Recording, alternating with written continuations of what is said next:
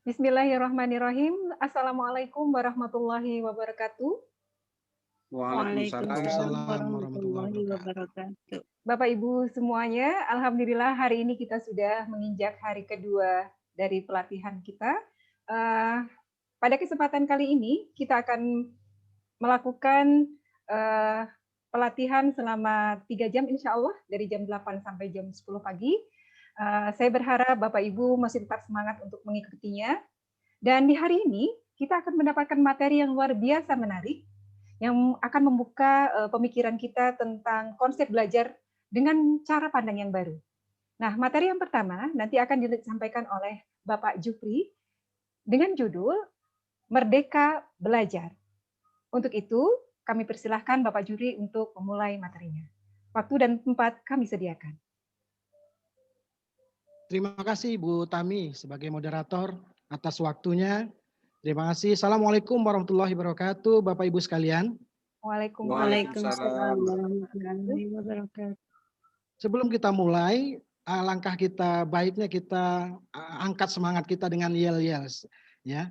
Kalau saya sebut sekolah merdeka atau pendidikan merdeka, Ibu dan Bapak teriak dengan kencang, maju terus, yes, ya. Oke, saya teriak pendidikan merdeka, maju terus. Maju terus. Yes. Yes. Oke, terima kasih. Ya, silakan mungkin ditampilkan slide-nya Bu Tami. Ya, sebagai konsep dari pendidikan merdeka, sebenarnya ini sudah kita laksanakan sebagian, cuma kita belum fokus kepada kemerdekaan dari para pelajarnya, dari siswanya. Pada konsep belajar merdeka ini, dahulu memang pendidikan zaman Belanda dari sejarah Indonesia terarah pada kepentingan penjajah. Bagaimana kita dahulu 3,5 abad dijajah oleh Belanda, tetapi tidak diberikan kesempatan untuk belajar. Apalagi para pejuang kita di penjara dan para pahlawan kita di penjara tidak bisa memajukan pendidikan Indonesia. Jadi pendidikan yang diadopsi oleh Belanda hanya untuk membantu kegiatan Belanda. Dan filosofi pendidikan Ki Hajar Dewantara yang kita peringati 2 Mei pada Hari Pendidikan Nasional adalah hari kelahiran dari Ki Hajar Dewantara, salah satu pahlawan pendidikan kita.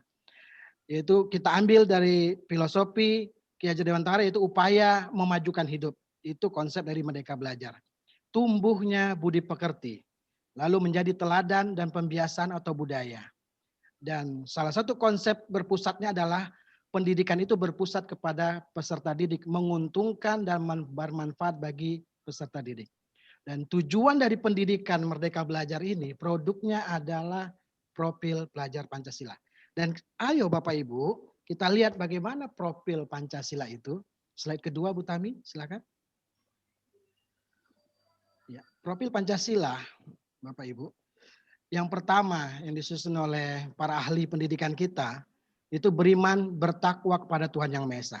Ini memang cocok dengan dasar negara kita Pancasila. Yang pertama itu ketuhanan Yang Maha Esa. Yang kedua adalah kemandirian. Bagaimana anak-anak kita bisa nanti setelah tamat dari SMA itu mandiri untuk belajar mandiri atau berusaha atau langsung kerja. Lalu bernalar kritis. Dan tidak kalah pentingnya berkebinekaan global karena toleransi memahami keberagaman. Lalu bergotong royong bagaimana ada kerjasama tim, bagaimana saling membantu. Lalu ada kreatif, tanpa kreatif tidak akan ada kemajuan yang berkesinambungan. Mungkin itu dari kami dan akan dilanjutkan kepada materi kedua. Assalamualaikum. Waalaikumsalam. Waalaikumsalam warahmatullahi wabarakatuh.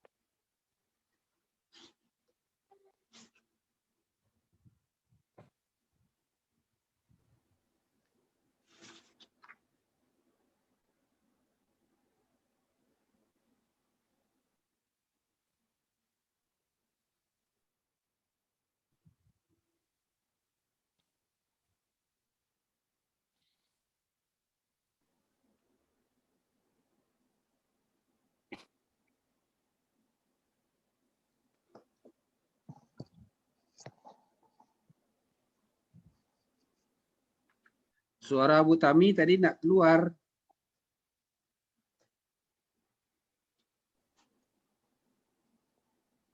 diulangi nggak apa Bu?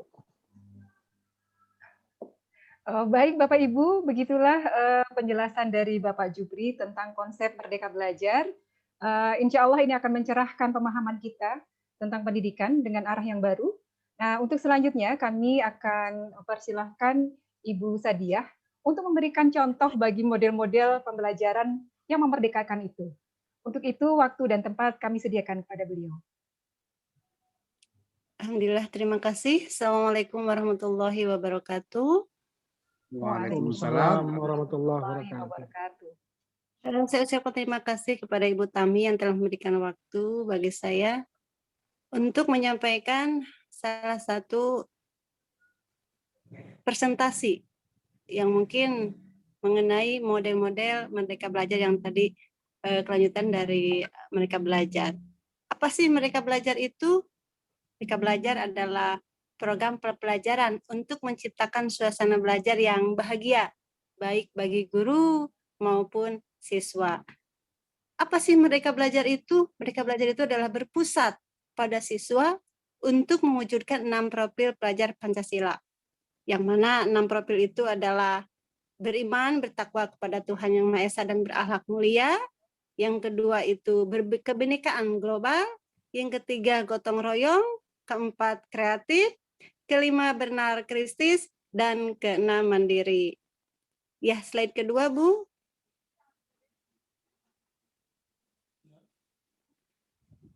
Tujuan dari kegiatan IHT ini adalah untuk mencapai tujuan di mana di akhir kegiatan peserta dapat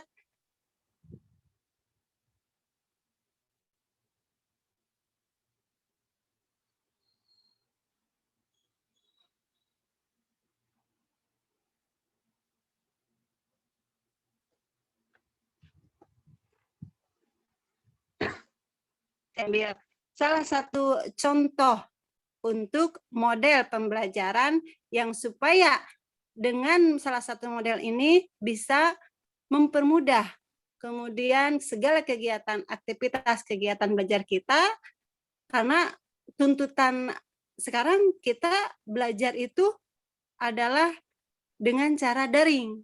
Otomatis bagaimana sih supaya daring, meskipun kegiatan belajar daring tapi kegiatan belajar mengajar tetap menyenangkan. Kegiatan belajar mengajar tetap tersampaikan. Salah satunya adalah dengan kegiatan Jumit. Apa sih Jumit itu? Adalah salah satu model pembelajaran menggunakan aplikasi digitalisasi, yaitu pembuatan seperti Zoom rapat, di mana kita bisa berkumpul dalam satu aplikasi ini, dan di sini kita bisa mengerjakan kegiatan-kegiatan tanpa tatap muka. Jadi, kalau misalnya Bapak Ibu tidak bisa mengajar di kelas, kita bisa mengajar juga di aplikasi ini. Kita bisa memanfaatkan handphone atau smartphone yang dimiliki oleh siswa, karena kegiatan kita ini selalu mempergunakan handphone, tidak lepas dari smartphone atau handphone yang dimiliki oleh para siswa. Bagaimana harus ada aplikasi Jumit ini? Nanti akan dituntun bagaimana cara mengunduh atau mendownload Jumit yang ada di handphone Bapak Ibu. Kemudian nanti kalau misalnya Ibu Bapak Ibu sudah mengunduh aplikasi ini, maka kita bisa menggunakannya untuk kegiatan belajar mengajar kita dengan siswi yang ada di sekolah kita. Mungkin Bapak Ibu itu yang bisa saya sampaikan. Semoga bermanfaat dan kita bisa mempergunakan aplikasi ini untuk kegiatan belajar mengajar kita di sekolah, sehingga kegiatan belajar mengajar bisa menciptakan suasana bahagia, menyenangkan, baik untuk kita guru-gurunya, juga untuk para siswa-siswi kita. Semangat terus Bapak Ibu mengajar. Semoga program ini terus berlanjut dan kita bisa mencapai kebahagiaan. Terima kasih. Assalamualaikum warahmatullahi wabarakatuh. Waalaikumsalam Waalaikumsalam warahmatullahi warahmatullahi wabarakatuh. wabarakatuh. Alhamdulillah, terima kasih Ibu Sadiah sudah memberikan contoh bagi kita bagaimana mengimplementasikan contoh-contoh model pembelajaran di sekolah dengan konsep yang memerdekakan ini. Nah, untuk selanjutnya kita akan beranjak pada materi yang ketiga. Nah, ini dia. Seringkali kita merasa kesulitan kan mengimplementasikan atau membayangkan bagaimana konsep ini akan kita lakukan di sekolah. Maka dari itu, Bapak Yul Ardi nanti akan menyampaikan bagaimana cara kita merencanakan program pembelajaran yang ada di sekolah kita sehingga bisa terintegrasi dengan konsep Merdeka Belajar. Kepada beliau kami persilahkan. Terima kasih Ibu Moderator. Assalamualaikum warahmatullahi wabarakatuh. Waalaikumsalam warahmatullahi wabarakatuh.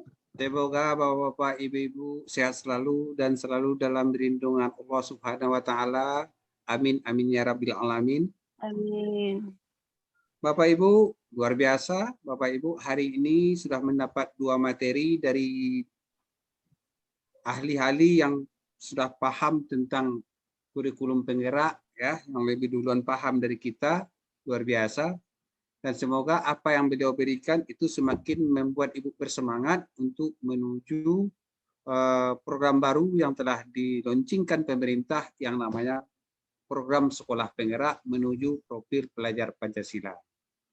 Bapak Ibu, pada kesempatan ini saya ingin mengatakan begini, apa yang sudah Bapak Ibu dapatkan dari materi sebelumnya itu tidak akan berhasil kalau di sekolah kita, di sekolah Bapak Ibu, tidak membuat perencanaan dengan matang. Karena bagaimanapun juga sekolah ini yang dikelola dengan maksimal itu harus melalui perencanaan. Ya. Bapak Ibu, mengenai sekolah penggerak, kalau mau kita masukkan ke bagian perencanaan, kita harus paham dulu apa-apa saja bagian-bagian penting dari kurikulum sekolah penggerak itu yang bisa dimasukkan ke dalam perencanaan sekolah. Yang kita kenal barangkali dengan RKT atau RKJM. Ya. Yang pertama adalah sekolah harus menyiapkan kebijakan terkait sekolah penggerak. Ya. Karena tanpa ada kebijakan yang bersifatnya itu menjadi ketetapan di sekolah ini, apa yang kita lakukan di sekolah itu sebenarnya tidaklah sesuai dengan aturan dan regulasi pemerintah. Harus dulu disepakati dengan komitmen bersama dan ditetapkan. Itu kebijakan. Selanjutnya yang kedua adalah, kalau kita sudah sepakat dan sudah dituangkan dalam bentuk komitmen, maka langkah keduanya adalah menyiapkan guru-gurunya untuk siap menjadi guru sekolah penggerak. Karena selama ini kita di sekolah belum lagi memahami kurikulum sekolah penggerak, karena selama ini kita adalah menggunakan kurikulum 2013. Setelah disiapkan guru, maka yang disiapkan berikutnya adalah hal-hal yang bersifat transformasi digital. Kalau berbicara transformasi digital, maka kita akan harus menyiapkan lagi itu infrastruktur atau sarana dan prasarana penunjangnya. Mulai dari barangkali jaringan listriknya, jaringan internetnya, ataupun barangkali juga ruang-ruang khusus yang kita siapkan untuk melaksanakan kegiatan pembelajaran yang mengandung syarat dengan transformasi digital tersebut. Selanjutnya, kita juga harus melakukan pelatihan-pelatihan yang menuntut kompetensi penggunaan platform. Ya, maksudnya adalah karena selama ini di sekolah mudah-mudahan di sekolah Bapak sudah mulai ada beberapa program yang sudah menggunakan platform. Kedepannya semuanya kita harus menggunakan platform. Barangkali mungkin kita mengenal istilah e-rapor atau mungkin e-modul, mungkin ada lagi namanya apa itu rapor mutu di sekolah. Nah, kemudian juga di perencanaan ada markas ya, manajemen anggaran kegiatan belanja sekolah, itu semuanya platform ya. Nah, untuk semua itu tentu juga harus juga didukung dengan pembiayaan. Nah, makanya dalam perencanaan itu nanti harus melalui analisis kebutuhan, analisis potensi pembiayaan, dan itu harus melalui keputusan bersama. Seperti dikatakan di awal, itu komitmen, kemudian setiap tahapan yang dipersiapkan pun harus dengan komitmen. Kemudian merubah paradigma, ya, Bapak Ibu, seperti yang sudah dikatakan oleh pemateri sebelumnya, Ibu Sadia ataupun Pak Jupri, bahwa pendidikan itu berpusat dari guru, itu yang selama ini, ya, guru sentris. Maka itu digeser, dipindahkan kepada yang namanya berpusat ke anak, merdeka belajar. Apakah di sini guru tidak merdeka? Guru merdeka mengajar sesuai dengan karakteristik lingkungan, sesuai dengan bakat dan minat anak, bukan merdeka mengajar sesuai dengan versi masing-masing. Ya, Bapak Ibu, apabila Ibu sudah paham tentang hal yang demikian, maka ayo kita, sekolah kita bergerak menuju kurikulum baru, kurikulum sekolah penggerak. Mudah-mudahan dengan hantaran awal ini nanti kita teruskan pada sesi pendalaman materi ini, kita kupas satu persatu tentang bagaimana persiapan sekolah dalam sisi perencanaan menghadapi kurikulum baru. Dan semoga tujuan pemerintah menciptakan profil pelajar Pancasila sekolah kita menjadi yang terdepan. Sukses untuk ibu-ibu, bapak-bapak di sini semua. Semoga ini menjadi amalan bagi kita bersama. Assalamualaikum warahmatullahi wabarakatuh. Waalaikumsalam warahmatullahi wabarakatuh. Terima kasih Bapak Yul Ardi. Akhirnya Bapak Ibu sekalian, peserta pelatihan hari ini kita sudah sampai pada sesi terakhir dari pelatihan kita. Masya Allah ya, begitu banyak pencerahan dari para narasumber kita yang nantinya insya Allah akan membawa bekal membuat kita menjadi lebih baik. Ini adalah bekal buat kita semua untuk menjadi lebih baik. Nah, agar apa yang tadi sudah disampaikan oleh para narasumber tidak hilang begitu saja. Nah, kami selaku fasilitator ingin mencari tahu, kita akan mencoba merefleksikan apa saja yang sudah kita pelajari hari ini dan apa saja pengetahuan baru yang kita dapatkan hari ini. Maka dari itu, biar lebih seru ini Bapak Ibu, biasanya kan kalau kita refleksi, kita saling diskusi, curhat satu sama lain gitu ya, dalam forum. Nah sekarang, karena kita terbiasa dengan bahasa verbal, maka untuk sesi refleksi kali ini kita akan beralih ke bahasa nonverbal gitu ya. Jadi kita akan menggunakan otak kanan kita untuk merefleksikan apa yang sudah kita dapatkan hari ini. Nah, oleh karena itu, izinkan saya untuk menyampaikan apa-apa yang harus Bapak Ibu lakukan di sesi ini. Ya, baik Bapak Ibu, saya izin untuk share screen dulu.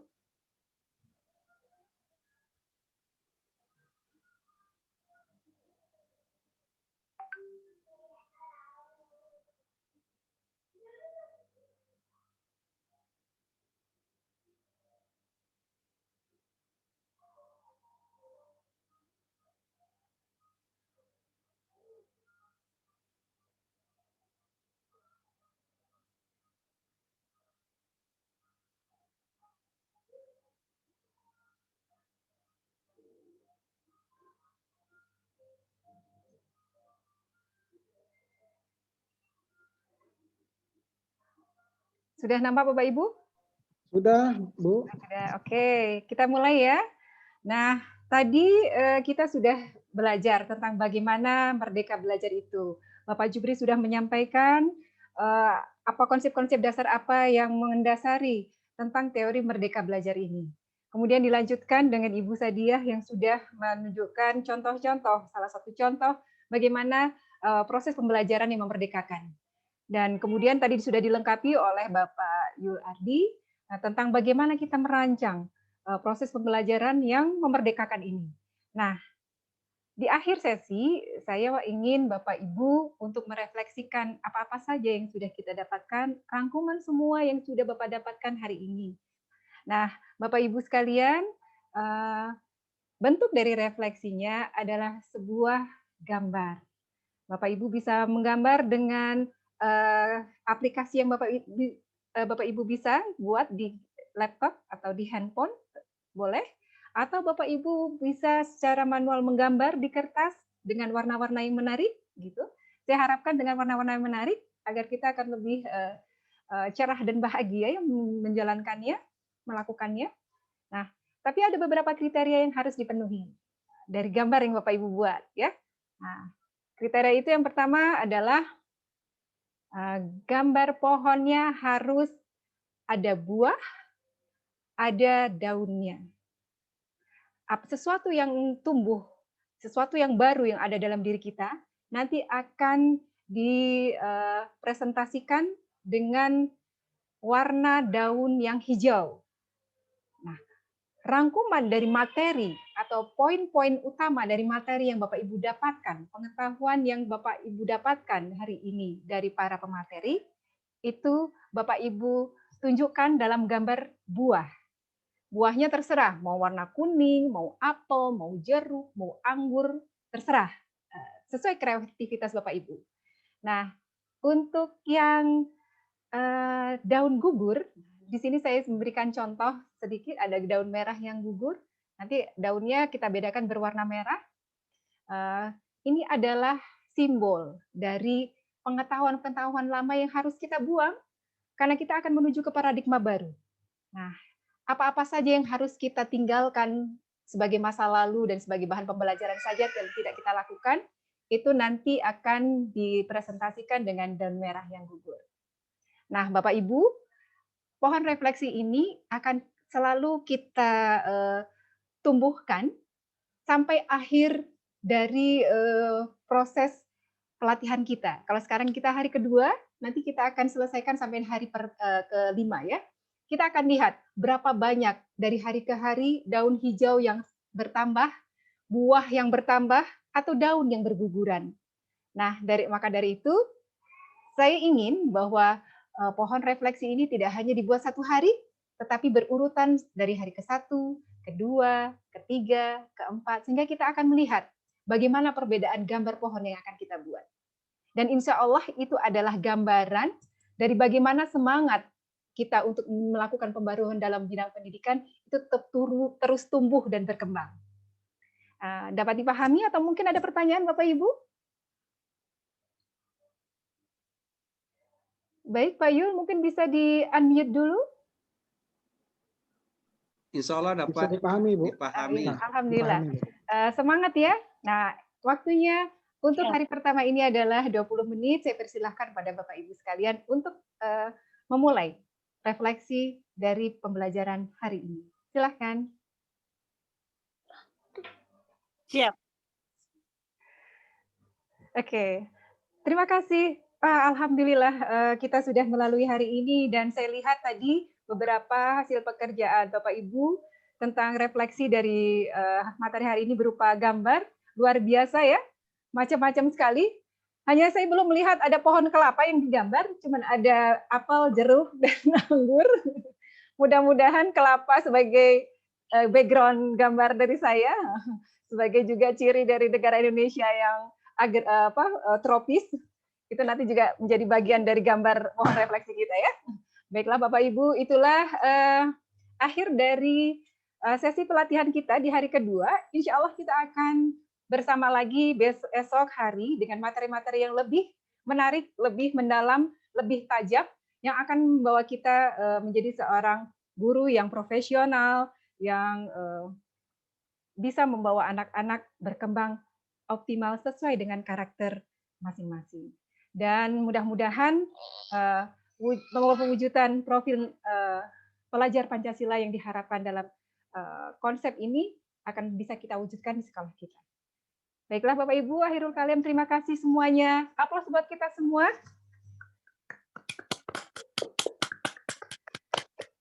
Kelompok 4. Ya, maju terus, yes. Yes. Terima kasih semuanya. Ya, saya izin pamit. Insya Allah kita akan ketemu lagi di sesi berikutnya. Siap. Foto dulu, Bu. Oke, foto dulu foto, ya. Bu. Di laptop saya print screen-nya rada bermasalah nih. Iya. Pakai ini boleh ya? Pakai HP. HP, ya. Pak Yul, kalau bisa videonya jangan dimatikan dulu.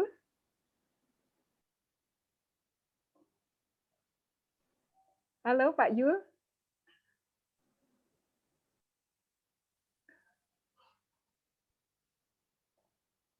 Oke.